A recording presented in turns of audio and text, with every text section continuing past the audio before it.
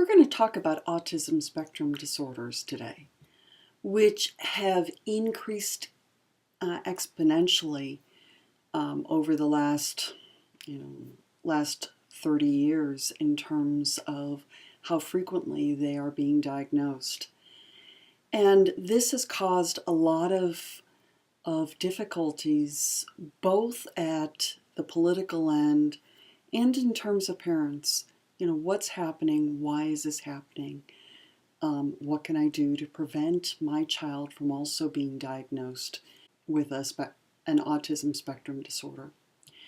And I'm going to use the term autism spectrum disorder frequently just to refer to the significant differences in people diagnosed with autism, that you may run across. Some of them are like Rosie King and Grandin, and I have videos from both of them posted on your website. These are both TED Talks. Both of them are pretty high functioning. Grandin is working as a veterinarian and has made some significant changes in the system that have been really important.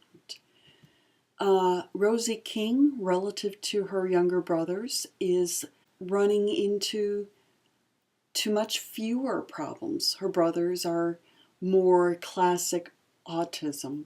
But as we're thinking about the spectrum disorder, think about people like Rosie King and Grandin at one end of the spectrum, and people like Rosie King's brothers, and Christina, who's the other video for this particular lecture, at the far other end. Autism spectrum disorder has a number of different kinds of changes that are diagnosed on a spectrum. So there are deficits, persistent deficits in social communication, social interaction, in multiple contexts. These are, include deficits in social emotional reciprocity that can take any of a number of different forms. There are deficits in nonverbal communications, communicative behaviors. So the ability to make eye contact, for example, or to use eye contact to signal change in a conversation, it's your turn, or the ability to use facial expressions and nonverbal communications to help the other person understand how you're feeling. And also the problems in developing, maintaining, understanding relationships. The DSM describes these in terms of 3 levels that we might want to describe. Level 1, requiring, some support, and yet with those supports, that person may do pretty well.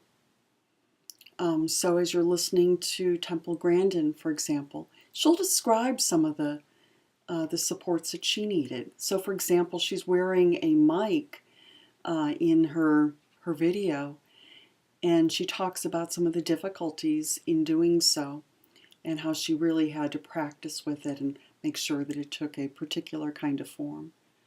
Level 2 requires some significant support, and level 3 really significant impairments. So I'm going to give you a number of different examples, and I'd like you to think about some of the difficulties here. So here's a child. The parent says, "What are you doing, Johnny?" And Johnny says, "He's here." And the parent says, "Are you having a good time?" And Johnny says, "He knows it." So as you're thinking about this, what you might want to do is go back and think about, some of the difficulties here in terms of social communication. You also would want to be thinking about how old is this child. So a 3-year-old may misuse grammar, where an 8-year-old, that's very unlikely. You'd also want to be thinking about cultural issues. Is this, Is this a child who's been raised in an area where he knows, cultural norms about how grammar is used? Here's a child who's saying, "Do you want a cookie?" when in fact she wants a cookie. We might expect to see something like that echolalia, the ability or echoing the kinds of language that someone uses in a particular social setting. But we wouldn't expect that in, even a 5-year-old. Again, why you might want to have a good understanding of what is typical of children in a particular age. Temple Grandin, and this is a quote from her book, Thinking in Pictures, as are many of the quotes here. She talks about how difficult social interactions are for her. That while for many people social interactions are fairly intuitive, she says, "I was like an animal that had no instincts to guide me. I just had to learn by trial and error. I was always observing, trying to work out the best way to behave, but I never fit in. I had to think about every social interaction." When other students swooned over the Beatles, I called their reaction an ISP, interesting sociological phenomenon. I was a scientist trying to figure out the ways of the natives. I wanted to participate, but did not know how. And certainly, for many of us, we may have difficulty figuring out some social situations, but the kind that Temple Grandin described in the last example are very different from the kind that most of us would describe. Let me just add an aside. Many people talk about all of us as having some autisms, that there are some things that we do that are, maybe more autistic in nature. Now keep this in mind as we're talking about parenting later, and how some of these difficulties in communication, difficulties in social relationships, difficulty in touch, difficulties in emotions, might make parenting a very difficult process. For many of us, we may not have language to talk about our emotions, but we may feel both happy and not so happy at the same time. A difficulty that Temple Grandin is describing. Second of our diagnosis, and here we're seeing at least two of the following. So we're talking about restricted, repetitive patterns of behavior, interests, or activities, including stereotyped or repetitive motor movements, insistence on sameness, highly restricted, fixated interests, hyper or hyporeactivity to sensory input. So often kids will have difficulty with the tags on the back of their shirts. They may be very focused on one kind of thing. So for example, Temple Grandin talks about her interests as being very highly focused around drawing, which actually turned out to be a good thing for her, and around animals.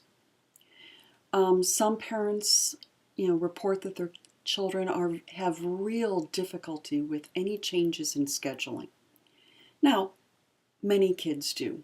Again, the spectrum, but even more so here. Stereotyped or repetitive motor movements. One of the things that you'll often see with children with autism, with this, somewhere on the spectrum, is that they may engage in the same kind of motor movement over and over again.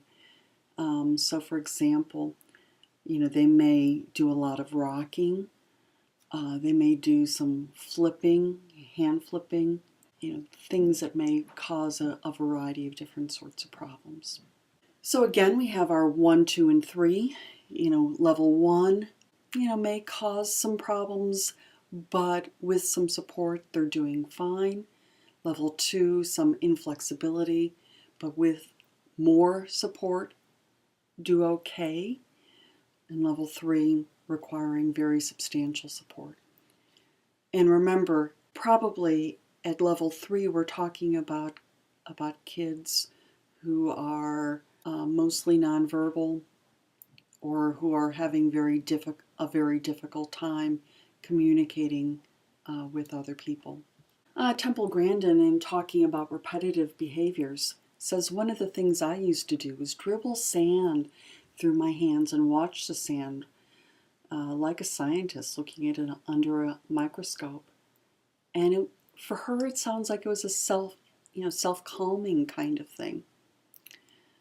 A little bit of that is good, but as she says, if they do it all day, they're not going to develop.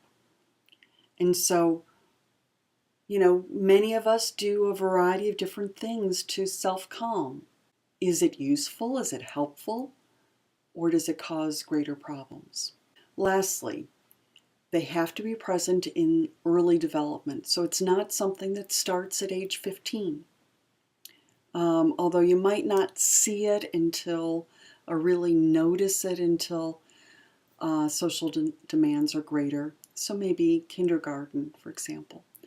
Cause clinically significant impairment, in a variety of different areas of their lives, and not better explained by, some sort of intellectual delay. So I'm going to continue this in the next video, and in that video I'm going to talk about some epidemiological issues as well as treatment. Talk to you soon.